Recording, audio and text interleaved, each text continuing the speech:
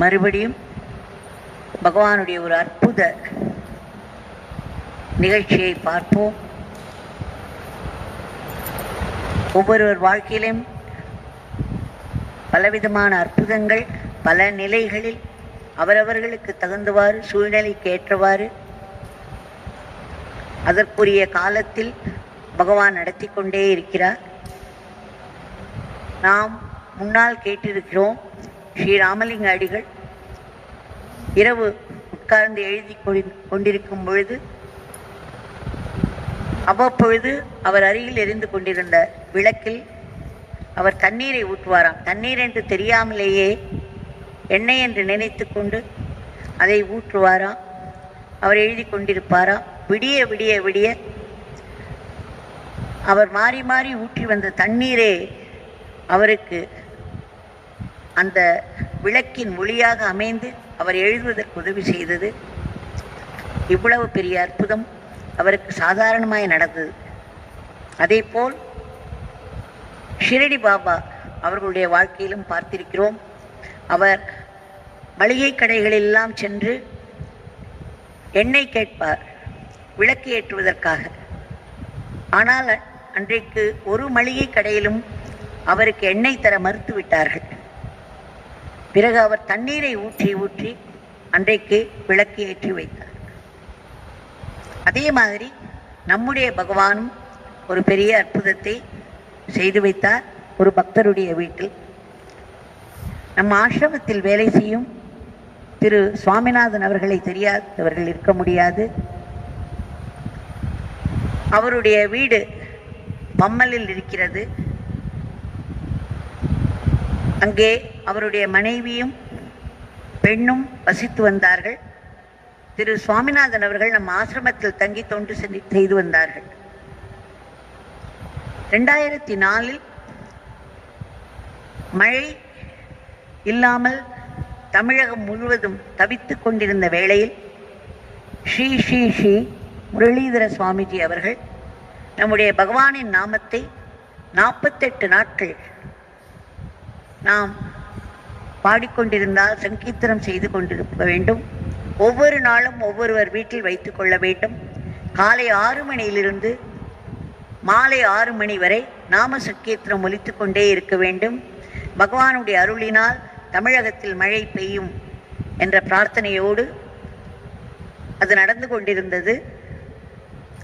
அப்பொழுது திரு சுவாமிநாதன் அவர்களுடைய பம்மல் வீட்டிலும் ஒரு நாளைக்கு நாம பஜன் நாம சங்கீர்த்தனம் வைக்க வேண்டும் என்று தீர்மானித்து முதல் நாளே இங்கிருந்து திரு சுவாமிநாதன் சென்னை சென்றார். முதல் நாளே அன்றைக்கு நடந்த நாம சங்கீர்த்தனத்துக்கு பிறகு வைத்திருந்த பகவானுடைய படம், அந்த படத்தை அவருடைய வீட்டுக்கு சென்று அதை வாங்கி வைத்து தன்னுடைய வீட்டில் மறுநாளைக்கு பூஜைக்காக வைத்தார். காலை 6 மணிக்கு ஆரம்பித்த நாம சங்கீர்த்தனம் தொடர்ந்து அற்புதமாய் ஓடிக்கொண்டிருந்தது. பக்தர்கள் வந்த வண்ணம் இருந்தனர். ஒரு 9 மணி இருக்கும். அன்றைக்கு திரு சுவாமிநாதன் வீட்டில் திருமதி காந்தி 2 பாட்டில்கள் வைத்திருந்தார். அங்கு அலமாரியில் ஒரு பாட்டிலில் நம்முடைய ஆராதனை பகவானுடைய ஆராதனை விழா நடந்திருந்தது. அப்பொழுது அந்த அபிஷேக தீர்த்தமும் இன்னொரு பாட்டிலில் அந்த எரியும் விளக்கில் ஊற்றுவதற்காக நல்லெண்ணெயும் வைத்திருந்தார். இரண்டும் பார்ப்பதற்கு கிட்டத்தட்ட ஒரே மாதிரி இருந்தது. திருமதி கலா சண்முகம் அவர்கள் அன்றைக்கு அந்த விளக்கை வேண்டியவற்றை செய்து அதை எரிய வைத்துக் கொண்டிருந்தார். இந்த 9 மணி அளவில் எண்ணெய் குறையவே அவர் ஒரு பாட்டிலை எடுத்து அந்த விளக்கில் முழுவதும் விட்டுவிட்டார். அப்பொழுது சுற்றி சுற்றி நாமும் சொல்லிக் கொண்டிருந்த திரு சுவாமிநாதன் அவர்கள் கவனித்த போது அந்த விளக்கு நிரம்பி இருந்தது. அவருக்கு தெரிந்துவிட்டது திருமதி கலா சண்முகம் அபிஷேக தீர்த்தத்தை எடுத்து விட்டிருக்கிறார் என்று. நல்லெண்ணெய்க்கு பதிலாக அந்த இன்னொரு பாட்டிலை எடுத்து அதில் இருக்கும் அபிஷேக தீர்த்தத்தால் அதை நிரப்பிவிட்டார். இவருக்கு உடனே என்ன செய்வதென்று தெரியவில்லை. பகவானிடம் பிரார்த்தனை செய்து கொண்டார். அன்றைக்கு ஷிரடி பாபா தண்ணீர் விட்டு விளக்கு ஏற்றினார். அந்த விளக்கு எரிந்து கொண்டிருந்தது இரவு முழுவதும். அதே போல் தாங்கள் பகவான் இந்த ஒரு பெரிய அற்புதத்தை செய்து இங்கு தண்ணீரை விட்டுவிட்டார்கள், அபிஷேக தண்ணீரை. தாங்கள் தான் இந்த விளக்கை தொடர்ந்து எரிய வைக்க வேண்டும் என்று வேண்டிக் கொண்டார். வேண்டிக் கொண்டே இருந்தார். ஒரு அத்தியந்த பக்தருடைய ஆத்மாத்மான பிரார்த்தனையை பகவான் கேட்காமல் இருப்பாரா? அந்த விளக்கு எரிந்து கொண்டே இருந்தது, எரிந்து கொண்டே இருந்தது. ஒரு 12 மணி 12:30 மணிக்கு தான் அந்த பக்கமாக வந்த திருமதி காந்தி அதை பார்த்தார்கள். அவர்கள் அபிஷேக தண்ணீரை விடுவதை பார்த்தார்கள். பிறகு அவரிடம் சொன்னார்கள், அடுத்த பாட்டிலில் இருப்பதுதான் எண்ணெய் என்று. எப்படி இருந்தால் என்ன, பகவான் அந்த விளக்கை தொடர்ந்து எரிய வைத்துக் கொண்டிருந்தார். மாலை 6 மணி வரையிலும் அந்த விளக்கு எரிந்து கொண்டிருந்தது. எந்த விதமான பாதிப்பும் இல்லை. தம்முடைய பக்தர் திரு சுவாமிநாதன் அவர்களுடைய ஆத்மார்த்தமான பிரார்த்தனையை பகவான் செயல்படுத்தி விட்டார். இது எல்லோரும் கண்ட அதிசயம்.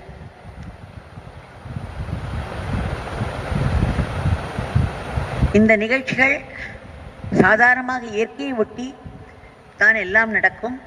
ஆனால் சில சமயங்களில் இந்த மாதிரி இயற்கையோடு நடக்க முடியாத சம்பவங்களை பகவான் தம் கருணையினால் நடத்துவார். அந்த கருணைக்கு நமக்கு பக்தியும் நாமசுக்கீர்த்தனமும் வேண்டுதலும் இருக்க வேண்டும் என்று தெரிந்து கொள்கிறோம். திரு சுவாமிநாதனுக்கு 2 பேத்திகள். 2011 அவருடைய பெண் லலிதா, அவள் கணவர் சுரேஷ் பாம்பே வசித்து வருகிறார்கள். அவர்கள் ஒரு ஃப்ளாட் ஒன்றை வாங்கினார்கள் பாம்பேயில். அப்பொழுது அக்டோபரில் கடைசி வாரத்தில் அந்த வீட்டிற்கு கிரகப்பிரவேசம் செய்வதற்கு நாள் குறித்திருந்தார்கள். திரு சுவாமிநாதனும் அவருடைய மனைவி ஸ்ரீமதி காந்தியும் பாம்பே சென்றிருந்தார்கள்.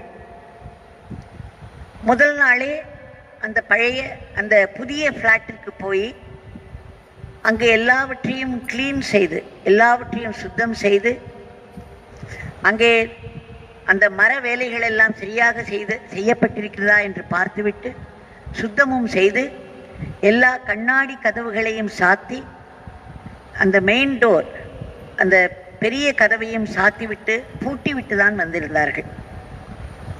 மறுநாள் காலை 4:30 மணிக்கே இந்த குடும்பம் முழுவதும், அது 11வது மாடி, அந்த 11வது மாடியில் உள்ள அந்த ஃப்ளாட்டிற்கு கிரகப்பிரவேசத்திற்காக சென்றார்கள்.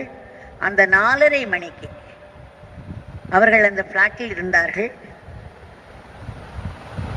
ஸ்ரீமதி லலிதாவினுடைய முதல் பெண் ஸ்வஸ்திகா, அந்த குழந்தை 2001 பிறந்தாள். அப்பொழுது அவளுக்கு ஒரு 9 வயது இருக்கலாம். அடிக்கடி தன்னுடைய தாத்தா பாட்டியும் அம்மாவும் அப்பாவும் எல்லோருமே யோகிராம் சுரத்குமார் பகவானின் பக்தர்கள். அவர்கள் பல அதிசயங்களையும் அவர்களுடைய பல தரிசனங்களையும் பற்றியும் பேசி வந்திருக்கிறார்கள். அந்த குழந்தை மனதில் அது ஆழமாக பதிந்து ஒரு ஏக்கம், சுவாமியை நாம் பார்க்கவே இல்லையே என்று. அதற்காக அடிக்கடி அழுவதும் வழக்கம். ஏங்கி ஏங்கி அழுவாளாம். அவளுக்கு சுவாமி வண்ணத்தி பூச்சி வடிவிலும் தோன்றுவார் என்றும் கேள்விப்பட்டிருக்கிறார். அவளுக்கு வண்ணத்தி பூச்சிகள் என்றால் ரொம்பவும் இஷ்டம். சுவாமி வந்திருக்கிறார் வந்திருக்கிறார் என்ற ஒரு குதூகலம் வரும். அவளும் சேர்ந்து எல்லோருமாக அன்றைக்கு 4:30 விடிகாலை 4:30 மணிக்கு அந்த கதவை திறந்தார்கள். பூட்டி சென்ற கதவை திறந்தால் உள்ளே அவ்வளவு வண்ணத்தி பூச்சிகள் இருந்தனவா. 11வது மாடியில் விடிகாலை 4:30 மணிக்கு அத்தனை வண்ணத்து பூச்சிகள் அங்கும் இங்குமாக பறந்து கொண்டிருந்தனவாம். இவர்களால் நடக்கவே முடியவில்லையாம், இவர்களை நடக்க விடவில்லையாம். விர் என்று சுற்றி சுற்றி வந்து கொண்டிருந்தன. அந்த குழந்தைக்கு அவ்வளவு ஒரு ஆச்சரியம், சந்தோஷம். சுவாமி தரிசனம் கிடைக்கவில்லையே என்று ஏங்கி ஏங்கி அழுது கொண்டிருந்த அந்த குழந்தைக்கு வண்ணத்து பூச்சியை கண்டால் கைகொட்டி ஆனந்தப்படுவாள். அவளுக்கு அன்றைக்கு அத்தனை வண்ணத்து பூச்சிகளாக பகவான் அங்கு தன்னுடைய இருப்பை காட்டினார். நினைத்து பாருங்கள், கிரகப்பிரவேசம் அன்று உள்ளே நுழைகிறார்கள். முதல் நாள் இரவு கண்ணாடி கதவு எல்லா கதவையும் சாத்தி பூட்டி வந்திருக்கிறார்கள். பூட்டிய வீட்டிற்குள் அத்தனை வண்ணத்தி பூச்சிகள், அதுவும் வெடிகாலை, அது அப்பொழுதும் இருட்டு இருந்து கொண்டிருக்கும். அப்பொழுது கூட அத்தனை வண்ணத்து பூச்சிகளை அவர்கள் பார்த்த அதிசயம் பகவானால் தான் நடந்திருக்க முடியும். பகவான் எவ்வளவு பெரிய அருள் செய்து, அவளுக்கு ஒரு தங்கை இருக்கிறாள் சுபிக்ஷா என்று, அந்த குழந்தைகளை அன்றைக்கு அவர் அப்படி ஆசீர்வதித்தார். பல வண்ணத்து பூச்சிகளாக வந்து பறந்து பறந்து பறந்து நேரமாக ஆக அவைகள் குறைவாக கொஞ்சம் கொஞ்சமாக எப்படி வெளியே போனவோ தெரியாது. ஆனால் அவர்களுடைய மனம் நிறைந்து சந்தோஷத்தில் மிதந்தன. இது ஒரு பெரிய அதிசயம். அதே போல் அடுத்து அவளுடைய தங்கை சுபிக்ஷா சுரேஷ், ஒரு 7 வயது இருக்கும் அந்த குழந்தைக்கு. அப்பொழுது சின்மயா மிஷன், அந்த இன்டர் ஸ்கூல் என்று சொல்வார்கள், பள்ளிகள் அனைத்திற்கும் பகவத்கீதை ஏதாவது சில ஸ்லோகங்கள் எல்லாம் அவர்கள் பாராயணம், அதாவது பார்க்காமல் ஒப்பிக்க வேண்டும். அந்த மாதிரியான ஒரு போட்டி வைத்திருந்தார்கள். இந்த குழந்தையும் தன்னுடைய பெயரை கொடுத்திருந்தாள். அந்த போட்டி அன்னைக்கு அவளுடைய தாய் ஸ்ரீமதி லலிதா சுரேஷும் அந்த குழந்தை சுபிக்ஷாவும் அங்கு சென்றிருந்தார்கள். இவள் பகவானுடைய நாமத்தை நிறையாக சொல்லி வேண்டிக் கொண்டே சென்று கொண்டிருந்தது இந்த குழந்தை. ஆனால் அங்கே போனால் அந்த குழந்தைக்கு ஒரு பெரிய அதிர்ச்சி என்னவென்றால், அந்த போட்டியில் கலந்து கொள்பவர்களுடைய பட்டியலில் இவளுடைய பெயரே இல்லை. அந்த குழந்தைக்கு எப்படி இருந்திருக்கும், அவளுடைய தாய்க்கு எப்படி இருந்திருக்கும்.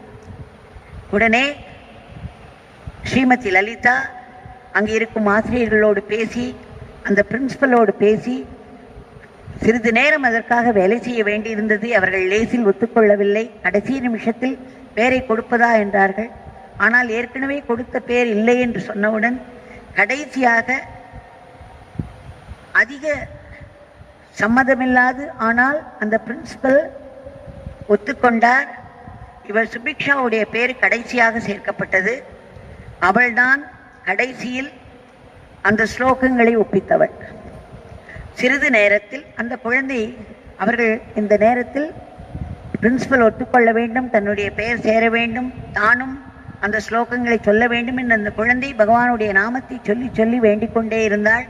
அவளுடைய தாயும் நாமத்தை சொல்லி சொல்லி வேண்டிக் கொண்டே இருந்தாள். அந்த பிரின்சிபல் கடைசியில் சம்மதித்து அவளுடைய பெயரையும் சேர்த்து அந்த குழந்தை அந்த ஸ்லோகங்களையும் ஒப்பித்து விட்டாள். சிறிது நேரத்தில் ரிசல்ட் சொல்லிவிடுவார்கள் என்றார்கள். அந்த ரிசல்ட்டை பார்த்தா நம் சுபிக்ஷாவிற்கு தான் முதல் பரிசு. அந்த பட்டியலில் இடம்பெற்றவர்கள் அத்தனை பேரையும் தள்ளி இந்த பெண்ணுக்கு தான், இந்த குழந்தைக்கு தான் முதல் பரிசு கிடைத்தது. அந்த குழந்தையின் மனம் எவ்வளவு சந்தோஷப்பட்டிருக்கும், எவ்வளவு ஒரு அதிர்ச்சிக்கு ஆளானது, எத்தனை அழுகை அவளுக்கு. ஆனால் அத்தனையும் நம் சுவாமி ஒரு சில நிமிடங்களில் மாற்றி அதை ஒரு பெரிய ஆசீர்வாதமாயாக்கி அந்த குழந்தையின் மனதை நிரப்பிவிட்டார். இப்படி அதிசயங்கள் பல நடந்து கொண்டே இருக்கின்றன. நடக்க முடியாது என்று நாம் நினைப்பதெல்லாம் நடத்தி காண்பித்துக் கொண்டே இருக்கிறார் நம் பகவான். அவருடைய அந்த அன்பிற்கு, அவருடைய கருணைக்கு நாம் நம்முடைய பிரார்த்தனையையும் சமர்ப்பித்துக் கொள்வோம்.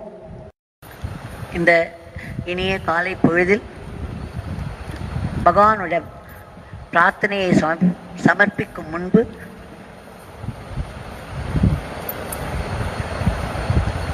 சிறிய நிகழ்ச்சிகள் 2 நாம் பகிர்ந்து கொள்ளலாம். பகவானுடைய நினைப்பு,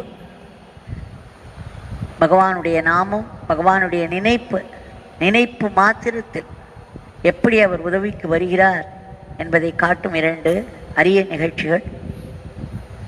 நம்முடைய ஆசிரமத்திற்கு குமார் என்பவர் பல வருடங்களாக பூ மாலைகள், ஆசிரமத்துக்கு தேவையான பூக்களை அளித்து வருகிறார். அவர் பகவான் சன்னதி ஸ்ட்ரீட்டில் இருக்கும் பொழுது அந்த காலத்திலிருந்தே வந்து கொண்டிருப்பவர். ஆசிரமத்திற்கு ஒரு பெரிய தேவையை அவர் பூர்த்தி செய்து கொண்டிருக்கிறார். பகவானிடம் பக்தி உள்ள அவருடைய நாமத்தை சொல்லிக் கொண்டிருப்பவர். அவர் ஒரு முறை எங்களிடம் சொன்னார், அவருடைய வீடு இங்கு வேங்கிக்காலில் குபேர நகரில் இருக்கிறது. அது சுற்றிவர ஒரு காட்டுப்பகுதி போல் இருக்கும். நிறைய செடி கொடிகள் மரங்கள் அடர்ந்து இருக்கும். அவர் ஒரு முறை தன்னுடைய அக்காவின் வீட்டிற்கு போய்விட்டு தன்னுடைய மகனுடன் மோப்பேட்டில் 2 சக்கர வண்டியில் வந்து கொண்டிருக்கும் பொழுது ஒரு பக்கத்தில் 3 வீடுகள் ஒரே மாதிரி இருக்கும், மிக அழகாக இருக்கும். அதை பார்த்து இவர் எப்பொழுதுமே ஒரு அட்மையர் பண்ணுவது வழக்கம்.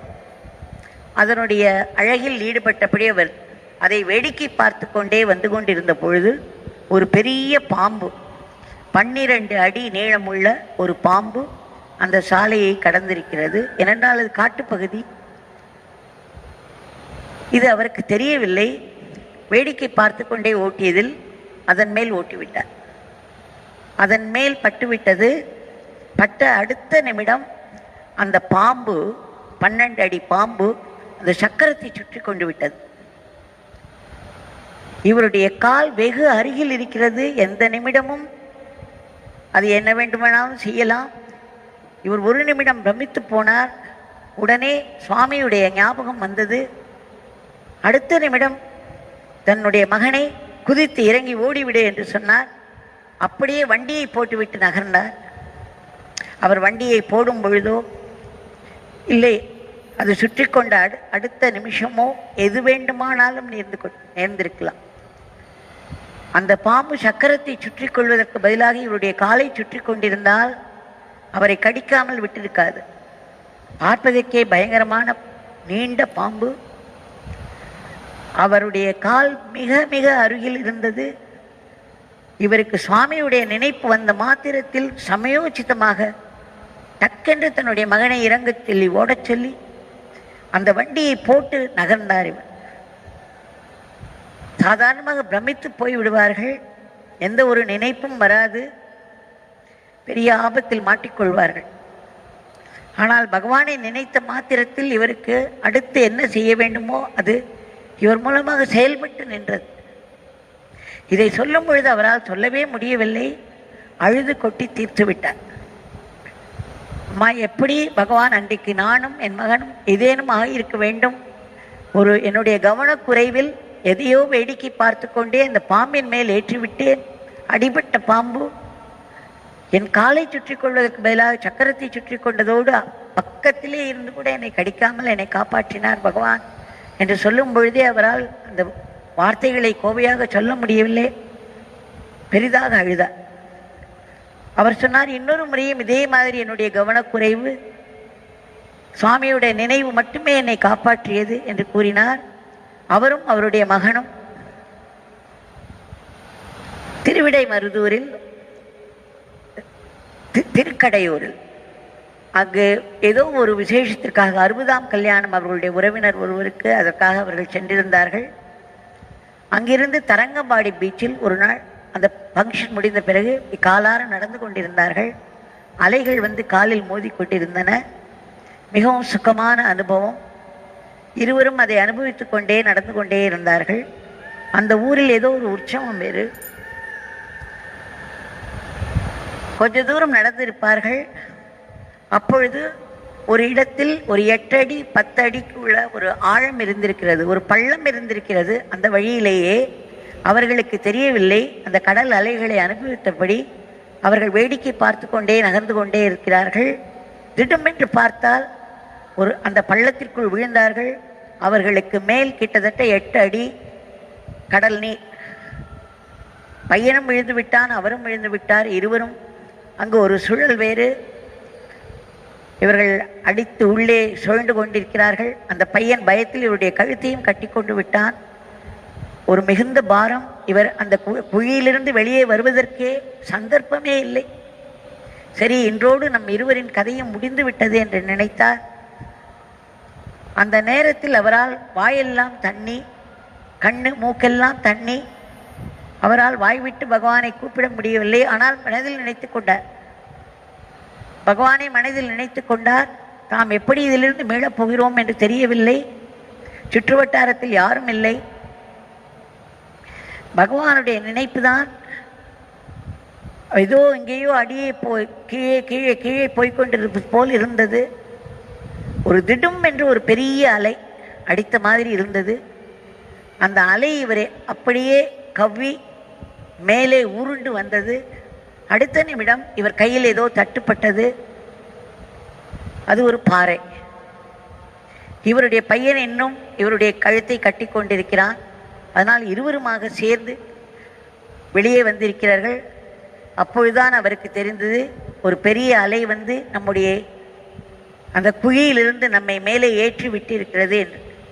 பகவானுடைய நினைப்பு வந்த மாத்திரத்தில் அவரை கூப்பிடக்கூட முடியாதபடி வாயில் நீர், நினைவு தப்பிக்கொண்டிருக்கும் போல் இருக்கிறது. எங்கேயோ ஆழ்ந்து போய் கொண்டிருக்கிறார். அந்த நேரத்தில் அந்த ஒரு நினைப்பு ஒரு பெரிய அலையாக வடிவெடுத்து பகவானுடைய கருணை அவரை ஒரே ஒரு வீழ்ச்சியில் அவரை மேலே கொண்டு வந்து விட்டது. அந்த பாறையை இறுக பிடித்து கொண்டார். அந்த அலை ஓய்ந்தவுடனே மெல்ல இருவரும் எழுந்து நடந்து வந்தார்கள். இதை சொல்லும் பொழுதும் அவரால் தாங்கவே முடியவில்லை. மிகவும் அழுது கொட்டிவிட்டார். அம்மா, பகவான் என்னை எப்படி கவனக்குறைவு, வெறுமே நடந்து கொண்டிருந்தோம், கவனக்குறைவால் தான் அந்த குழியில் விழுந்தேன். எப்படி என்னை காப்பாற்றி இருக்கிறார்கள், என்னையும் என் பையனையும் என்று சொல்லி சொல்லி சொல்லி அழுதார். இதுவே பகவானுடைய பெரும் கருணை. அவருடைய நினைவு மாத்திரத்தில் அவர் அந்த நிலையில், அந்த சூழ்நிலையில் எந்த வடிவெடுத்து யாரை எப்படி காப்பாற்ற முடியுமோ அப்படி சமயோசிதமாக அது செயல்படுவதை பார்க்கும் பொழுது நமக்கு இது எவ்வளவு பெரிய அற்புதம் என்று தோன்றுகிறது. அந்த பகவானுடைய அன்பின் அலைகளுக்கு ஆட்பட்டவர்கள் நாம்.